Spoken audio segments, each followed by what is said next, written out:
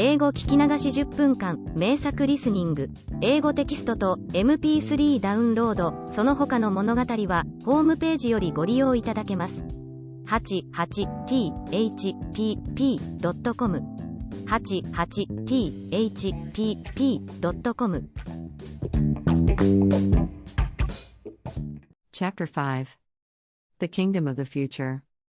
Tildel and Mydel woke up next morning, feeling very gay. With childish carelessness, they had forgotten their disappointment. Tildel was very proud of the compliments which Light had paid him. She seemed as happy as though he had brought the blue bird with him. She said, with a smile, as she stroked the lad's dark curls, "I am quite satisfied. You are such a good, brave boy that you will soon find what you are looking for." Tildel did not understand the deep meaning of her words, but, for all that, he was very glad to hear them. And, besides, Light had promised him that today he would have nothing to fear in their new expedition. On the contrary, he would meet millions and millions of little children who would show him the most wonderful toys of which no one on earth had the least idea. She also told him that he and his little sister would travel alone with her this time and that all the others would take a rest while they were gone. That is why, at the moment when our chapter opens, they had all met in the underground vaults of the temple. Light thought it as well to lock up the elements and things. She knew that, if they were left to do as they pleased, they might escape and get into mischief. It was not so very cruel of her, because the vaults of her temple are even lighter and lovelier than the upper floors of human houses, but you cannot get out without her leave.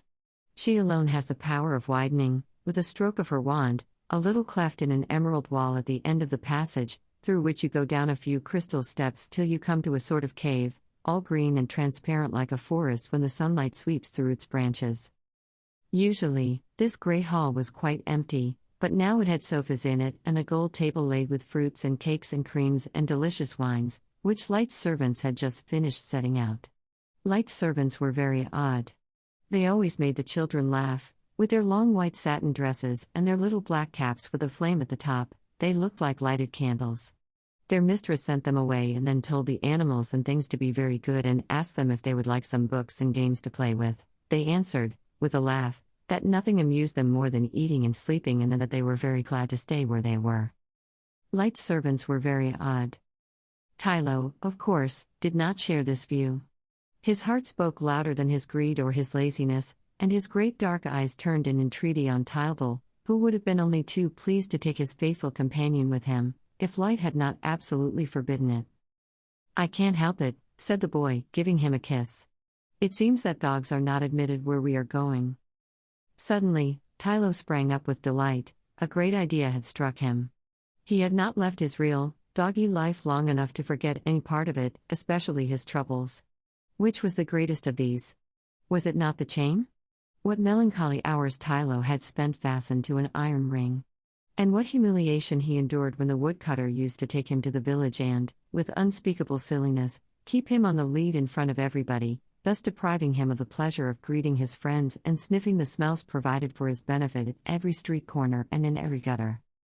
"Well," he said to himself, "I shall have to submit to that humiliating torture once again, to go with my little god."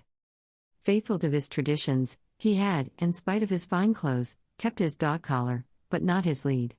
What was to be done? He was once more in despair, when he saw Water lying on a sofa and playing, in an absent-minded sort of way, with her long strings of coral. He ran up to her as prettily as he could and, after paying her a heap of compliments, begged her to lend him her biggest necklace. She was in a good temper and not only did what he asked, but was kind enough to fasten the end of the coral string to his collar. Tylo gaily went up to his master, handed him this necklace chain and, kneeling at his feet, said, "Take me with you like this, my little god. Men never say a word to a poor dog when he is on his chain." "Alas, even like this, you cannot come," said Light, who was much touched by this act of self-sacrifice, and, to cheer him up, she told him that fate would soon provide a trial for the children in which his assistance would be of great use. As she spoke these words, she touched the emerald wall, which opened to let her pass through with the children. Her chariot was waiting outside the entrance to the temple. It was a lovely shell of jade, inlaid with gold. They all three took their seats, and the two great white birds harnessed to it at once flew off through the clouds. The chariot traveled very fast, and they were not long on the road, much to the regret of the children, who were enjoying themselves and laughing like anything, but other and even more beautiful surprises awaited them. The clouds vanished around them, and, suddenly, they found themselves in a dazzling azure palace. Here, all was blue: the light, the flagstones, the columns, the vaults, everything, down to the smallest objects, was of an intense and fairy-like blue. There was no seeing the end of the palace, the eyes were lost in the infinite sapphire vistas. "How lovely it all is," said Tildal, who could not get over his astonishment. "Goodness me, how lovely! Where are we?" "We are in the kingdom of the future," said Light, "in the midst of the children who are not yet born. As the diamond allows us to see clearly in this region which is hidden from men, we shall perhaps find the blue bird here. Look! Look at the children running up." From every side came bands of little children dressed from head to foot in blue. They had beautiful dark or golden hair and they were all exquisitely pretty. They shouted gleefully, "Live children! Come and look at the little live children." "Why do they call us the little live children?" asked Tildal, of Light. "It is because they themselves are not alive yet. They are awaiting the hour of their birth, for it is from here that all the children come who are born upon our earth. When the fathers and mothers want children, the great doors which you see over there, at the back, are opened, and the little ones go down." "What a lot there are! What a lot there are!" cried Tildal. "There are many more," said Light. "No one could count them. But go a little further, you will see other things." Tildal did as he was told and elbowed his way through, but it was difficult for him to move because a crowd of blue children pressed all around them. At last, by mounting on a step, our little friend was able to look over the throng of inquisitive heads and see what was happening in every part of the hall. It was most extraordinary. Tildal had never dreamed of anything like it. He danced with joy, and Myrtle, who was hanging on to him and standing on tiptoe so that she might see too, clapped her little hands and gave loud cries of wonder. All around were millions of children in blue, some playing, others walking about, others talking or thinking.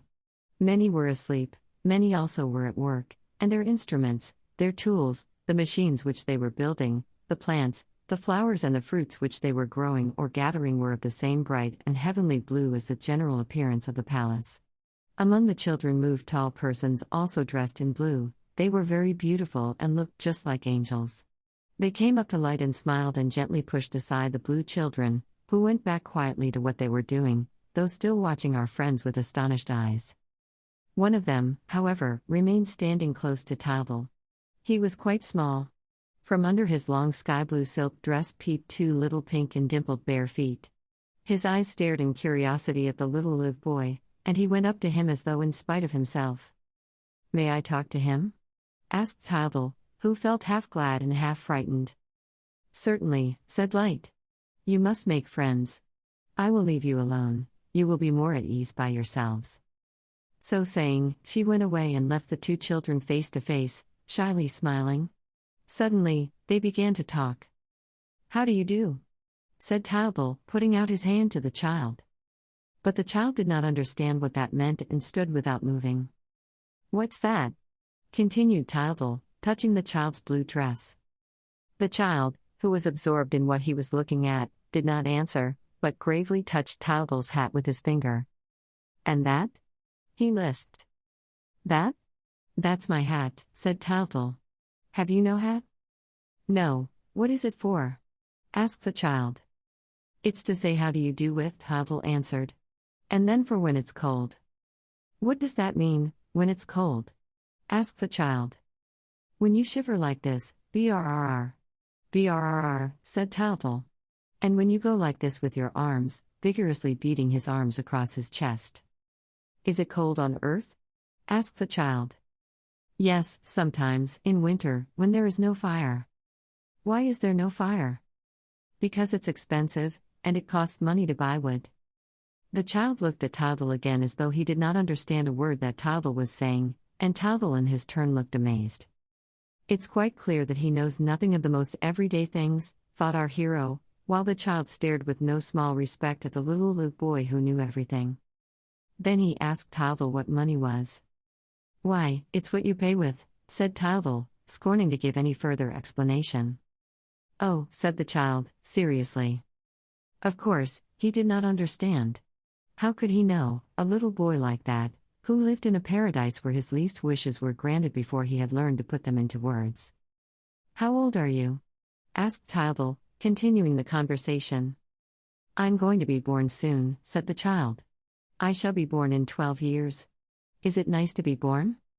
Oh, yes, cried Tildel, without thinking. It's great fun.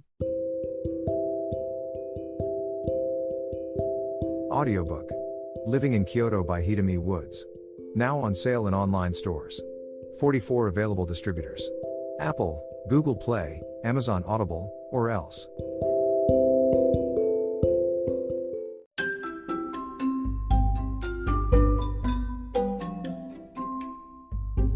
大好評。ヒデミウッズがデザインしたとってもかわいいオリジナルグッズが手に入る。トートバッグ、缶バッジ、ステッカー、T シャツ、トレーナー、パーカー、文具、その他いろいろ、エリゼン .com で見てみてね。erizen.com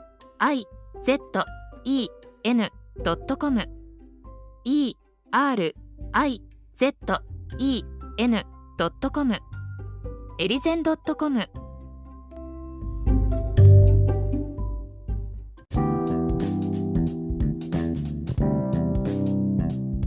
英語聞き流し10分間名作リスニング。